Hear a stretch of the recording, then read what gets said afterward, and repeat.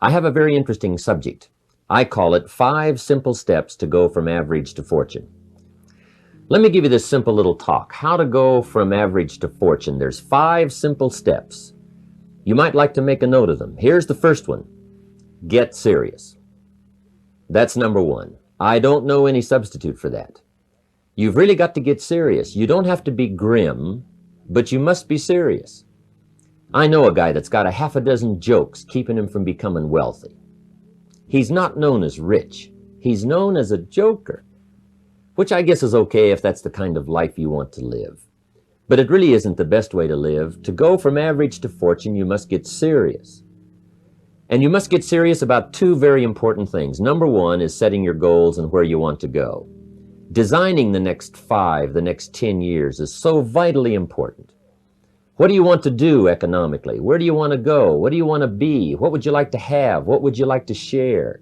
How much would you like to earn? How far would you like to go? Those are some major questions to ask. And for that all to work out like you want it to for the next 5 or 10 years, in my personal opinion, you've got to get serious. Then you have to get serious about another important subject. And that important subject is called personal development. Personal development is striving hard to become the kind of person that you want to be. And to become the kind of person you want to be, you've got to work at it. 10 years from now, you will surely become someone. The big question is, who? What are you becoming?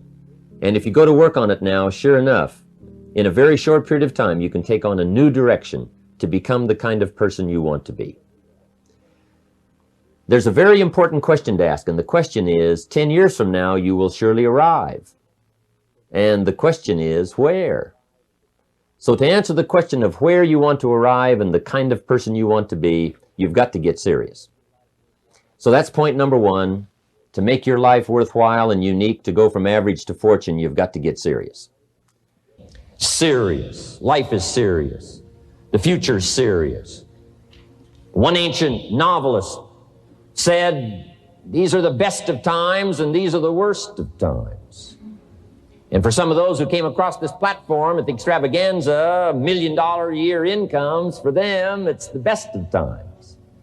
But I want you to know that while they're getting the diamonds and the millions, there are a lot of people around the world, for them, it is the worst of times.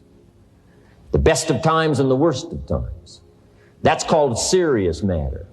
How come such a difference from those who can reach such incredible heights and those who haven't yet found the answers for their life and their health and their future? We just have to ponder that and let that give us a note of seriousness. It's serious whether you win or lose.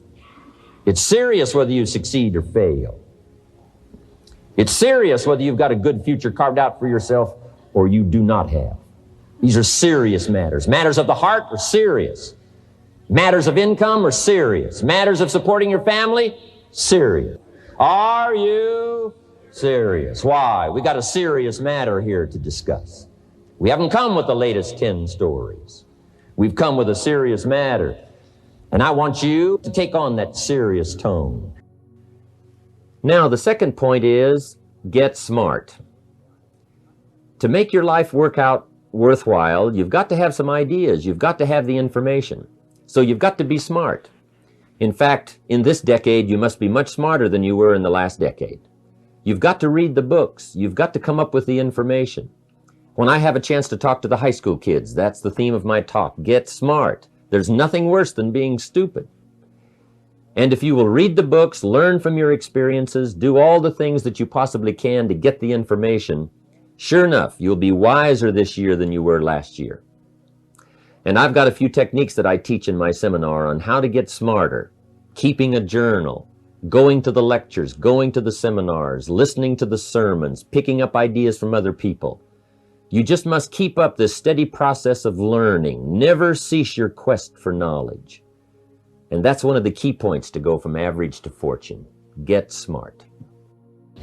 This is called the possibility for life change starts with education. Don't be lazy in learning. Don't be lazy in picking up the ideas. Don't be lazy in learning from your own experience. Learning is the beginning of wealth. Learning is the beginning of life change. Some people want to start with motivation, but you don't start with motivation. Somebody says, just motivate this guy, he'll be all right. The answer is no, probably not. If a guy's an idiot, you motivate him, now you got a motivated idiot. So education, get smart, don't miss the training class. You say, well, I've already been to one of those classes. I've already heard it. I got a good phrase for you to take home. That's no sign you got it. Just because you've listened to those millionaire tapes one time is no sign you've got it. I'm asking you to listen to them over and over and over. I'm asking you to dedicate yourself to a new level of learning. Study, learn, grow, change, develop. Never let it be said you didn't learn, right? If you want to solve your problems, you got to learn. If you want to take advantage of an opportunity, you got to learn. Develop your own personal philosophy here. Philosophy, major determining factor in how your life works out. Each person's philosophy is like the set of the sail. The same wind blows on us all. The difference in where we arrive at the end of the week, at the end of the month, at the end of the year is not the wind that blows.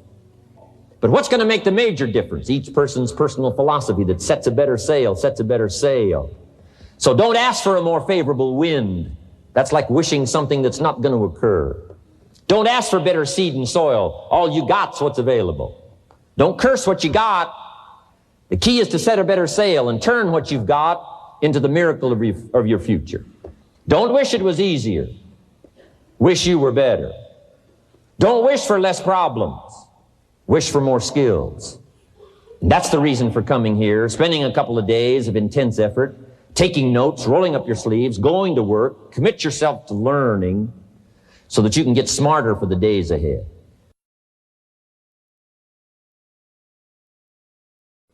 Now here's number 3. You've got to get going.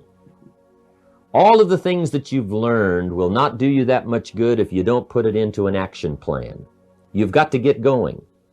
In my management and leadership seminar, we teach game plans, how to put all the good things that you've learned into action. Economic action, social action, personal action. How to make the changes and how to actually do the work, how to actually function. Get going, that's the key. Some people are ever learning, but they don't put it into action. They don't really take the action. It's like the man who keeps bringing materials to the building site and never builds anything. He keeps bringing in the sand and the gravel and the windows and the doors and the roofing material, and he just stacks up all these supplies, but he never builds anything.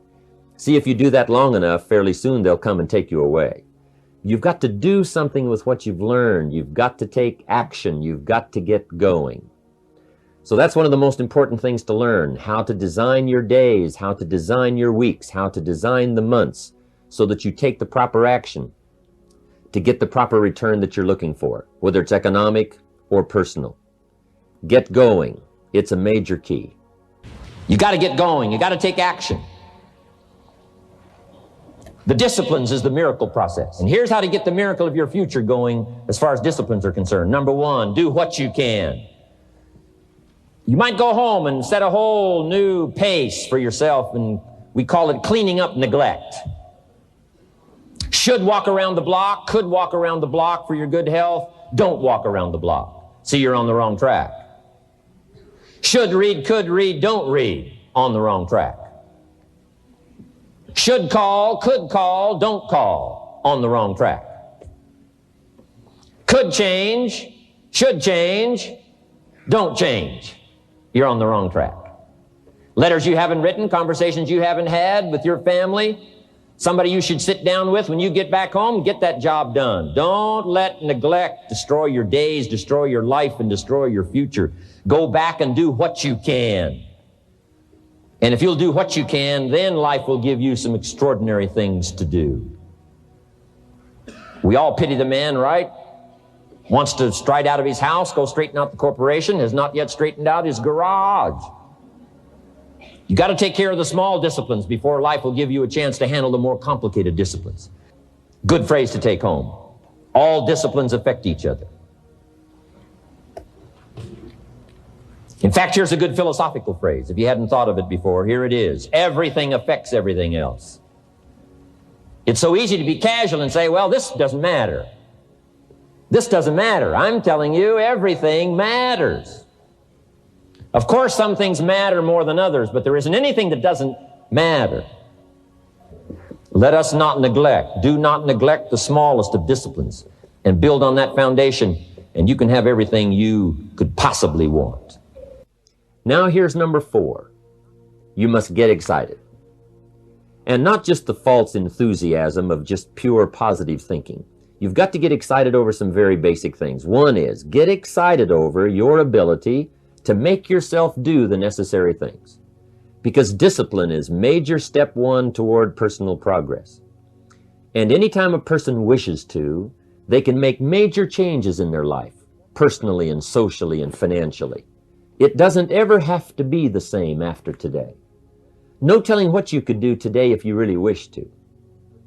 The act of murder is a clear indication that a person in one drastic act can forever change the course of their life. It just happens to be in the negative direction. What I would ask you to do, starting today, is get excited about committing an act that's positive, an act that's constructive, to make the changes in your life that you want made, and to go the direction that you want to go. So that's number 4, get excited. Get excited about your potential. Human capacity is usually never the problem. Little children can learn several languages. We can learn to do the most incredible things. All we need to do is take the time to do it. So it's not a matter of capacity. It's a matter of judgment. It's a matter of excitement. It's a matter of will. And it's a matter of wanting to bad enough. So it's pretty exciting to know that any day you wish, you can change your life. Any day you pick out, you can make major changes. It doesn't ever have to be the same again. And that's exciting. Knowing that intellectually and personally, you can actually do the things that will make major changes in your life. That's number 4. Excitement that runs deep is the excitement that really lasts for a lifetime, not surface excitement. I'll tell you what's really going to serve you well, and that's the excitement you feel inside that isn't even probably expressed on the outside, the excitement that runs deep, the excitement that stirs commitment, the excitement that stirs courage. Give me the chance, and I will get the job done. That kind of excitement.